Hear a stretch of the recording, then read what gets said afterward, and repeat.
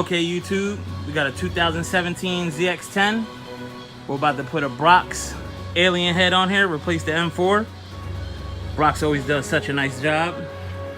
The Brox alien head with the white badge, full headers and everything else. We got the Power Commander 5 going along with it.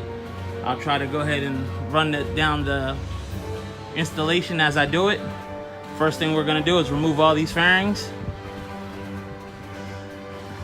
remove the headers and the exhaust, and go from there.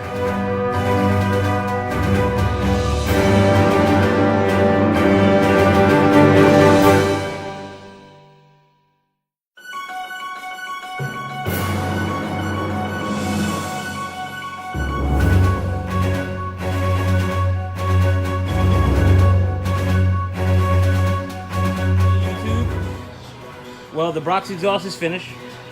Full system, 4-to-1, ceramic coated Brox Performance with a PC5 Power Commander install and a servo buddy.